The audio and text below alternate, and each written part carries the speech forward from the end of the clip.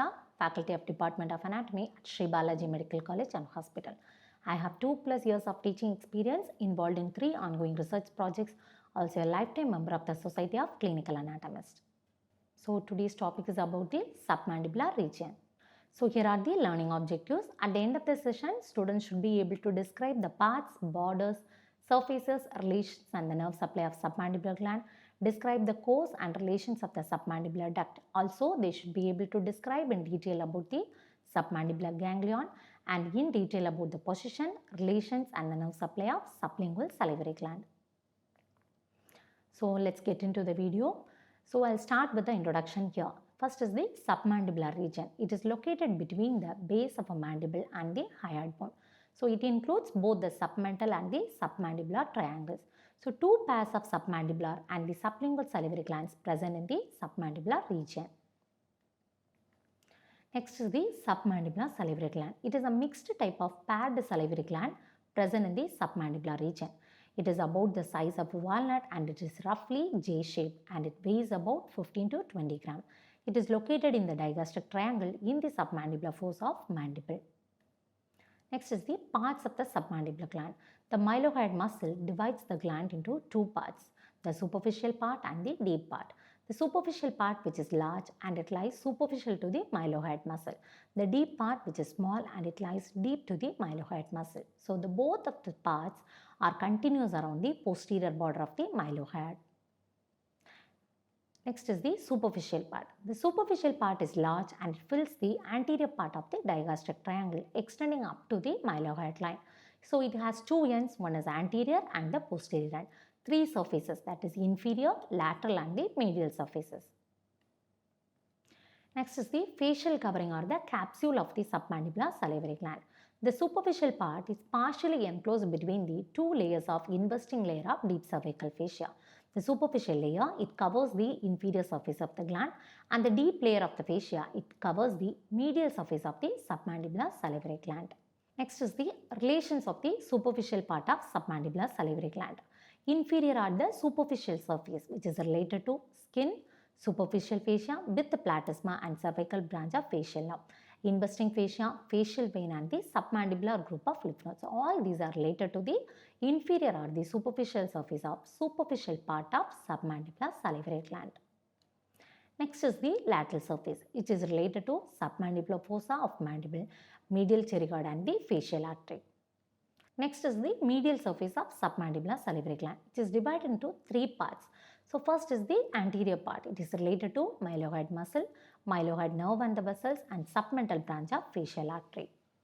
Next is the middle part, which is related to hyoglossus muscle, styloglossus muscle, submandibular ganglion, lingual and the hypoglossal nerve.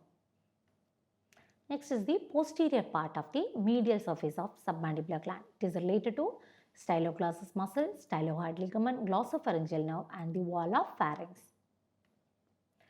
Next is the deep part of the submandibular gland.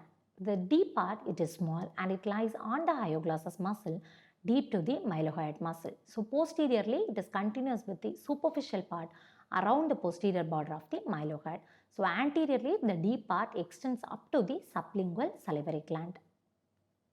Next is the relations of the submandibular gland. So laterally it is related to mylohyoid muscle, medially to the hyoglossus, superiorly related to lingual nerve and the submandibular ganglion, inferiorly to the hypoglossal nerve.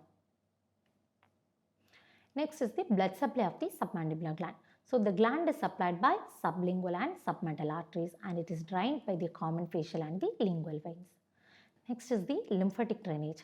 So the submandibular salivary gland, it is drained by submandibular group of lymph nodes and eventually it drains into the jugulodigastric group of lymph nodes. Next is the nerve supply of submandibular salivary gland.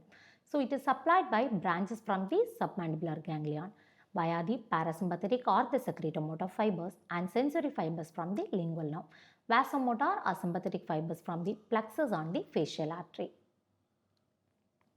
So the applied aspect here is the palpation of the submandibular salivary gland. It can be palpated bimanually by putting one finger within the mouth and one outside. So the stone of the submandibular duct can also be palpated manually within the mouth and can be seen if it is sufficiently large. So it may require a surgical removal. Next is the submandibular duct. It is otherwise called as the Watten's duct. It is a thin walled tube and it is about 5 cm in length. Next is the course of the submandibular duct. It emerges at the anterior end of the deep part of submandibular gland, runs forwards on the hyoglossus between the lingual and the hypoglossal nerves. So at the anterior border of the hyoglossus muscle, the duct is crossed by the lingual nerve and it opens on the floor of mouth on the summit of sublingual papillae at the side of frenulum of tongue. Next, the clinical indication here is the calculi or stone in the submandibular duct. The stone which is more common in the submandibular duct than the parotid duct because of thick secretions of submandibular salivary gland. Also, the duct takes a tortuous and upward course which hampers its smooth drainage into the floor of the mouth. Next is the submandibular ganglion. It is otherwise called as the parasympathetic ganglion or Langley's ganglion. So it serves as a relay station for secretomotor fibers supplying the sublingual and the submandibular salivary gland. Next is the topographic relation. So it is connected with the lingual branch of mandibular division of trigeminal nerve and functionally related to the facial nerve. So it is roughly about the size of pinhead. Next is the location of the submandibular ganglion. So it is located on the outer surface of the hyoglossus muscle, suspended from the lingual nerve by two roots, and it lies deep to the mylohyoid muscle. Next is the relations of the submandibular ganglion. So it is superiorly related to lingual nerve, inferiorly to the deep part of submandibular gland, superficially to the mylohyoid muscle, and it is deeply related to the hyoglossus muscle. Next is the roots of the submandibular ganglion. I'll start with the parasympathetic root, which is secretomotor in function.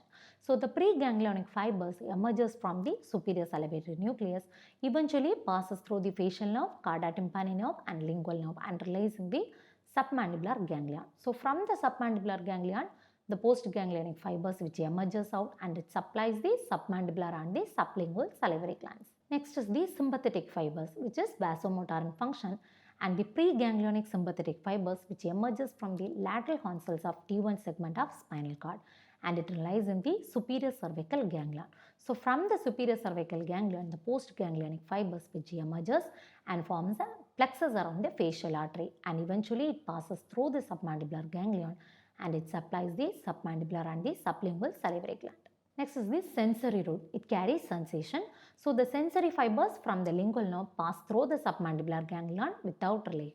The branches of the submandibular ganglion, 5 to 6 branches, supply the submandibular salivary gland. Other branches, it joins the lingual nerve to supply the sublingual and anterior lingual glands. Next is the sublingual salivary gland. It is the smallest of major salivary gland and it is roughly about the shape of almond and weighs about 3 to 4 gram. And it is located on the floor of the mouth between the mucous membrane and the mylohyoid muscle. Next is the relations of the sublingual salivary gland. So anteriorly it is related to symphysis mentae, posteriorly to the deep part of the submandibular gland, superiorly related to mucous membrane of the mouth, inferiorly to the mylohyoid muscle, medially related to the genioglossus muscle and laterally related to the mandible. Next is the ducts of the sublingual gland. So the gland possesses about 20 ducts. So most of these ducts open directly into the floor of mouth on the summit of sublingual fold. So ducts from the anterior part of the gland unites to form a sublingual duct of Bartholin, which opens into the submandibular duct. Next is the blood supply of the sublingual gland. It is supplied by sublingual and the submental arteries. And next is the lymphatic drainage. It is drains into submental and the submandibular group of lymph nodes. So the innervation of the sublingual salivary gland, which is similar to the submandibular salivary gland. Next applied aspect here is the ranula. It is a soft bluish mucus retention cyst in the floor of mouth due to obstruction of the sublingual salivary gland. It looks like the belly of a frog, hence it is called as ranula. We have reached the end of this session. Hope you find this video is useful. See you all in the next session. Thank you.